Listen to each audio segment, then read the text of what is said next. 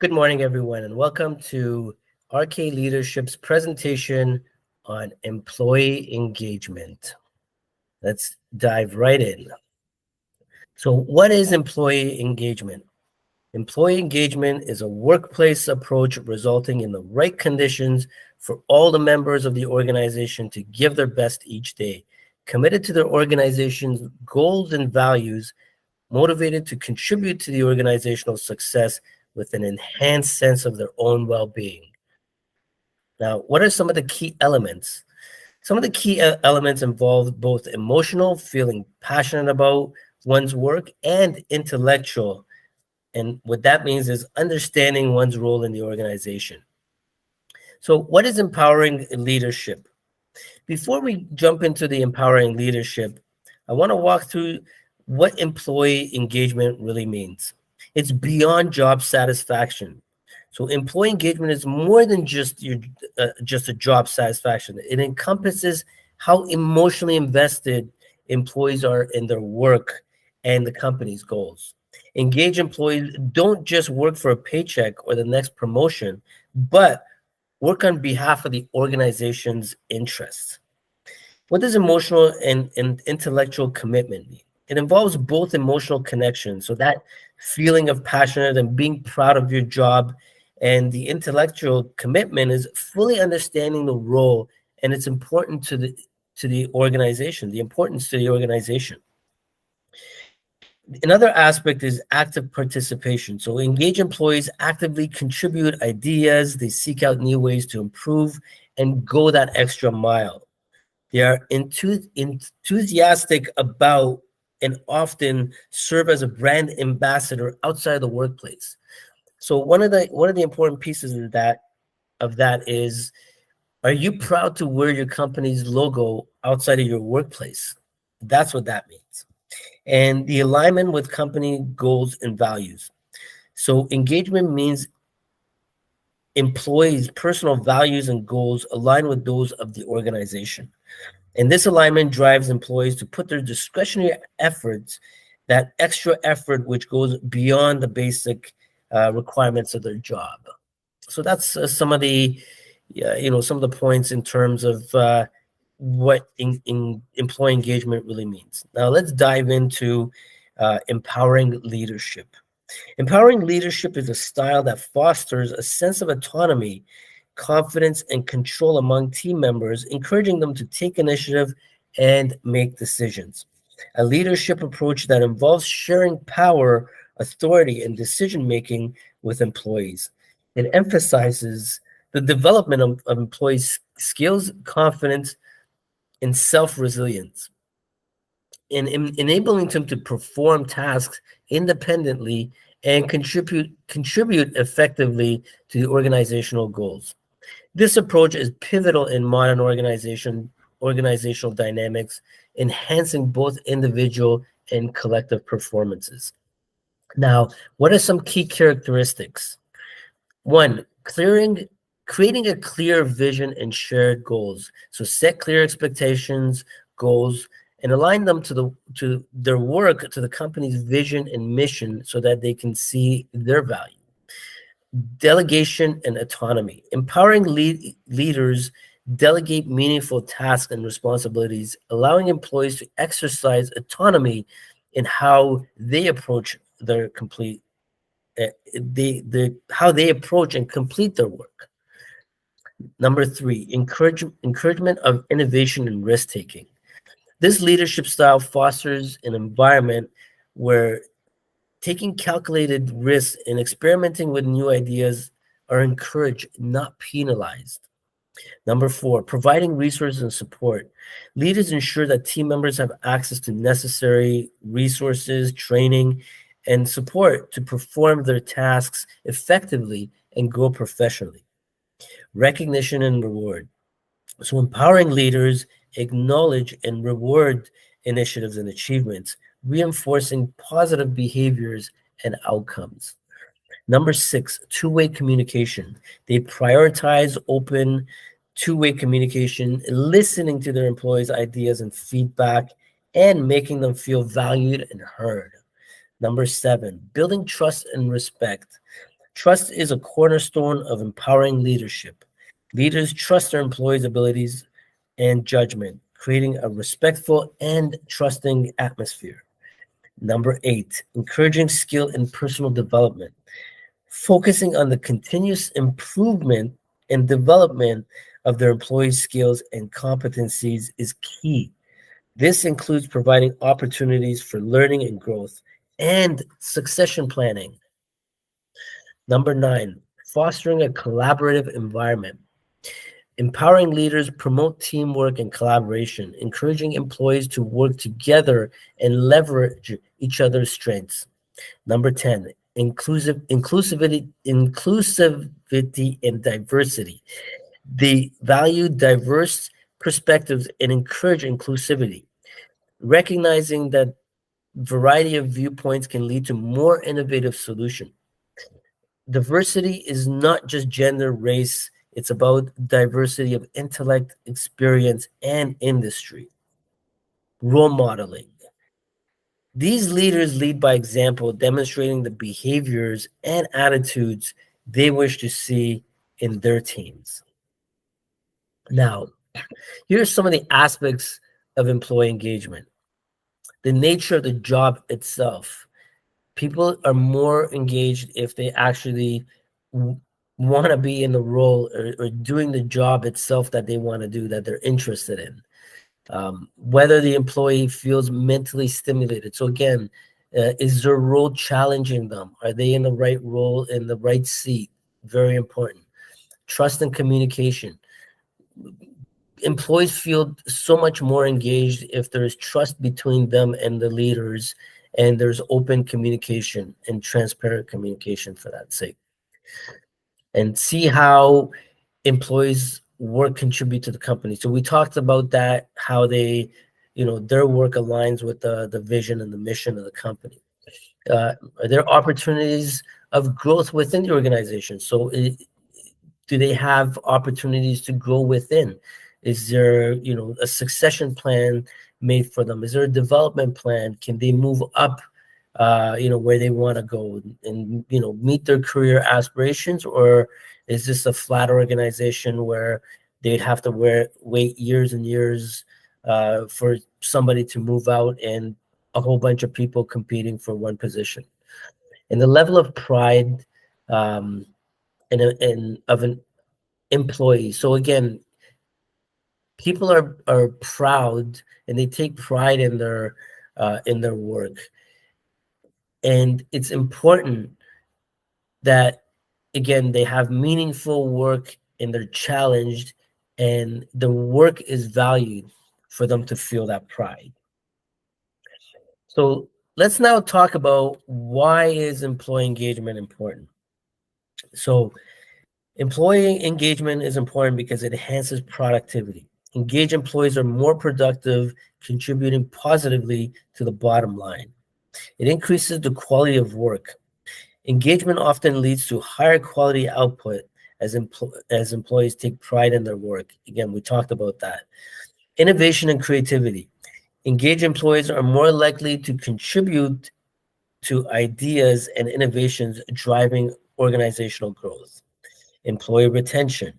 So high engagement levels are linked to lower turnover rates, reducing the cost and the disruptions associated with staff replacement. So remember, it costs more to hire a new employee than to retain an existing one. Always remember that. Improved customer satisfaction. So engaged employees tend to provide better service, leading to higher customer satisfaction and loyalty. So that's very important.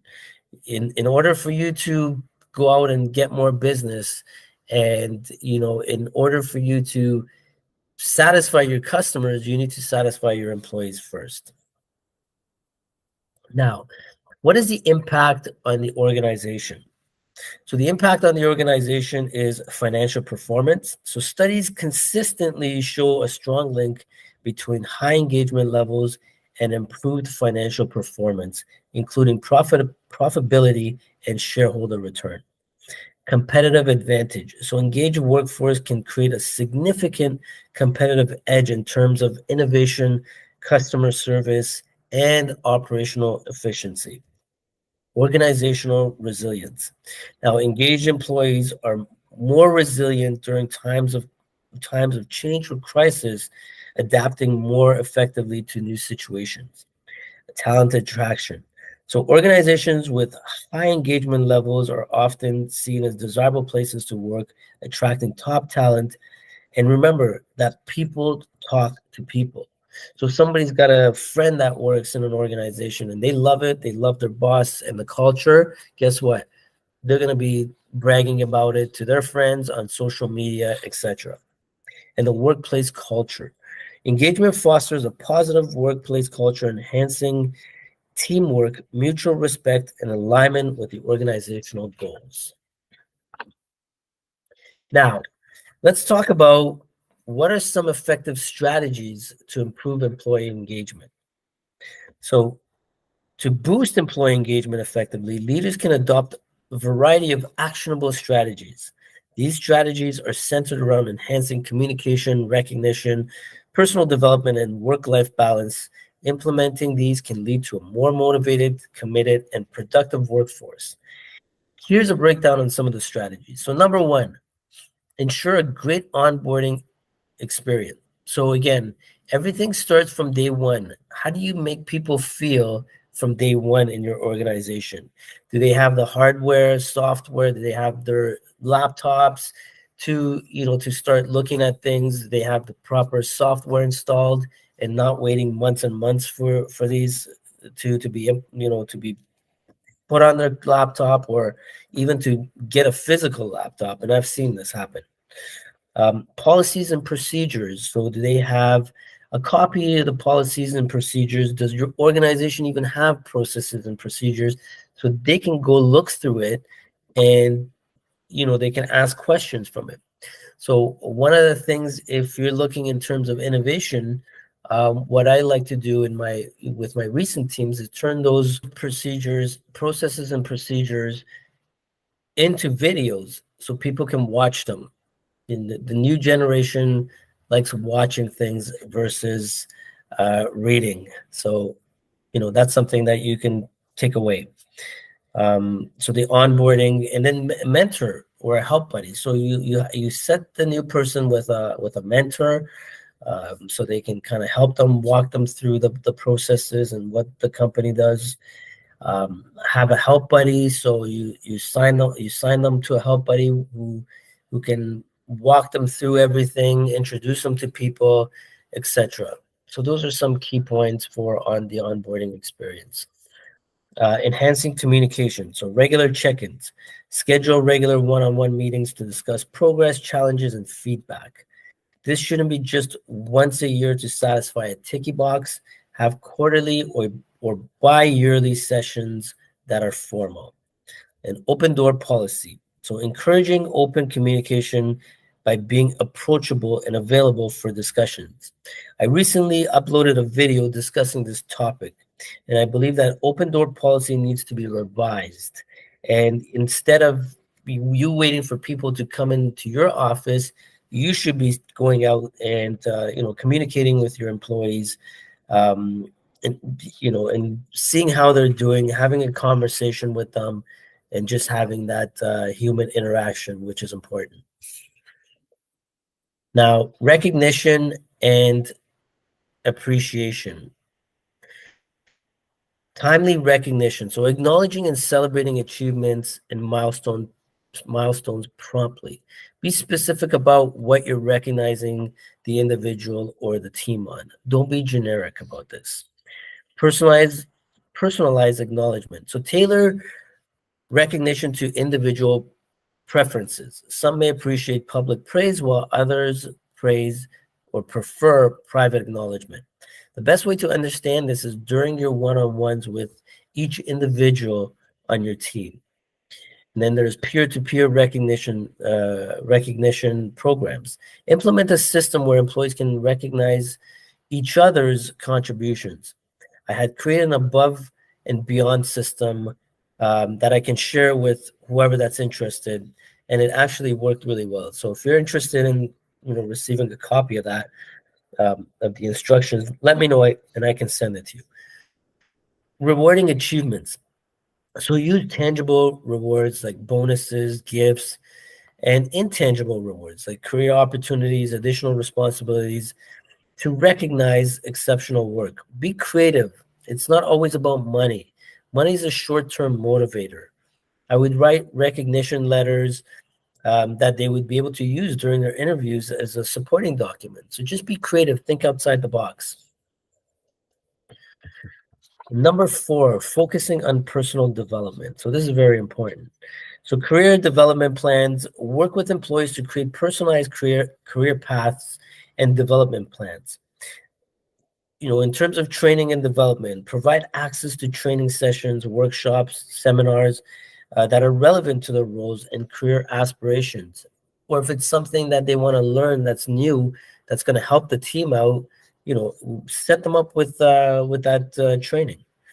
Mentoring and coaching. This is vital in for you as a leader to do, and for your employees. So pair employees with mentors or coaches to guide them through their professional growth. Again, it doesn't have to be you who's doing all the mentoring. So you align people with various people in the organization or in your team or in the group. So just ensure that some people that you can align your employees with, especially the new younger employees.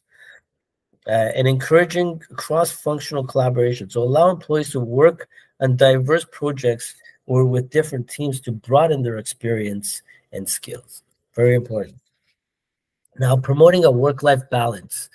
We've seen more of this now in this day and age where a lot of people don't want to put in the 80, 100 hours a week, and they want to spend time with their families. So be flexible in terms of offering options like a hybrid model, flexible hours, or a compressed work week.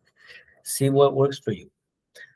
Respecting personal time. So this is very important. Encourage employees to disconnect outside work hours and respect their time off. Don't ask them to complete work during rest time unless it's an emergency and only if they accept to do it. And no, not every situation is an emergency, as some people state it to be. So again, be mindful of that, because just think of the story of the boy who cried wolf. So again, you want to pick your situations properly. Have a wellness program. So introduce programs focused on mental physical health, such as yoga classes, mental health days. There's trainings on mental health, which are good. So there's various activities you can partake in. Vacation and time off policies. So ensure employees take advantage of their entitled leave to recharge and avoid burnout. No emails or phone calls during their vacation time. That should be, that shouldn't have to be on a policy. Vacation means vacation, period. It's not negotiable. Can you ask them to change their vacation days? Absolutely. Do they have to adhere to it? Absolutely not. So again, the choice is theirs, but you cannot force them to do something. Okay. So how do you overcome some of these challenges and implement some strategies? So as we know, overcoming challenges and maintaining high employee engagement, particularly during times of change, requires a strategic approach with the right tools.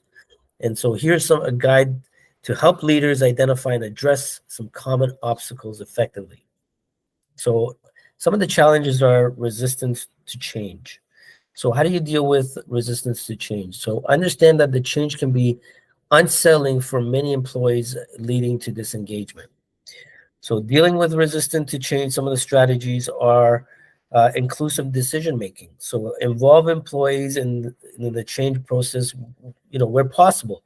This inclusion can minimize resistance and enhance buy-in.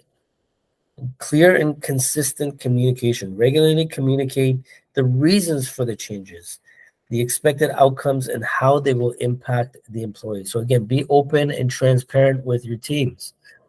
The next barrier is communication barrier. So recognize when there's a lack of clear, transparent communication, which can create confusion and mistrust.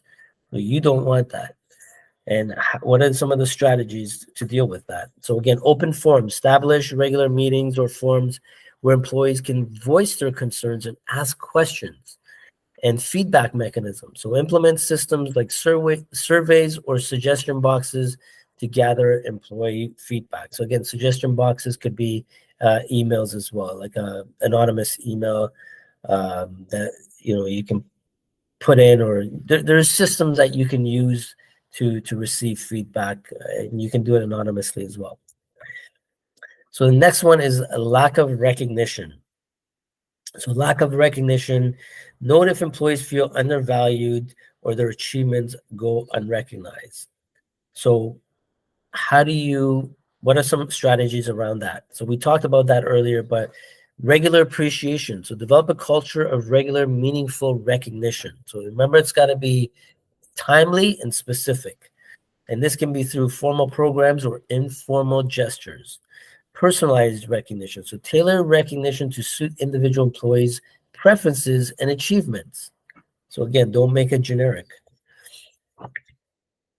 Burnout. So how do you deal with burnout? So burnout, be aware of signs of burnout such as decreased productivity or increased absenteeism, sorry. So again, how do you prevent that? Workload management. So monitor workload to ensure that it's manageable. Offer support and adjustments where necessary. So again, listen to people when they say they're overwhelmed with the work.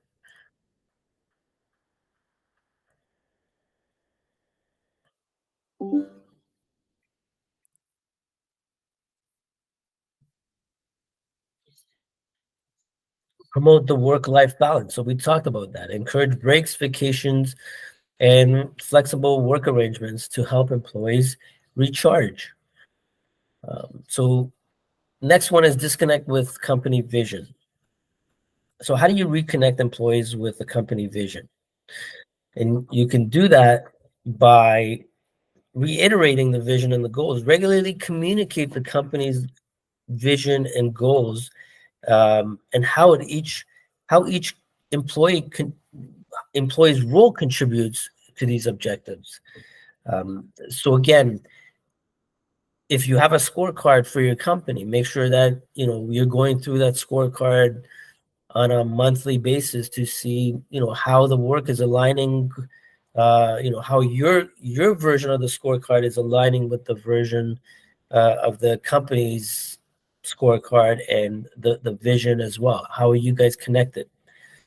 And also alignment of the roles. So ensure employees' roles and responsibilities are aligned with the company's objectives and their personal career goals. So again, make sure you align the roles accurately with those two. Now, what are some of the tools and resources that you can use? So there's always training programs. So offering leadership and change management training to equip managers with skills to lead through change. Engagement surveys. So use surveys to regularly assess employee engagement levels and identify areas of concern.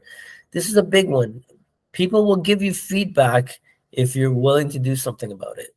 But if you ask them for feedback, again, just for that ticky box purpose, and you don't offer solutions to solve certain problems, they'll stop giving you that feedback very quickly. Performance management systems. So implement systems that allow for regular performance reviews and discussions. So make sure you have those on like a yearly basis, at least a few times a year, as I talked about it earlier. And then how do you maintain engagement during change? So again, consistent leadership should be consistent in their action and communication, setting positive examples during times of change. A support system, provide access to resources such as counseling services or stress management workshops if necessary, and flexible adaptation. Be prepared to adjust strategies and as situations change. Maintain an agile and responsive approach. So I hope that helped. And again, thank you for watching this session on employee engagement. I will have future webinars that will discuss and go through the different aspects of leadership, and I will provide you with the dates on those. And if you get a chance, please visit my website at uplearn.com/Rob Cameronpour. I've got a leadership course there, blogs, and there's information as you need. And if you've got any specific questions, please send me an email or send me a DM on my various social media platforms that you're watching this video on, and I'll make sure I get back to you. Have a great day, everyone.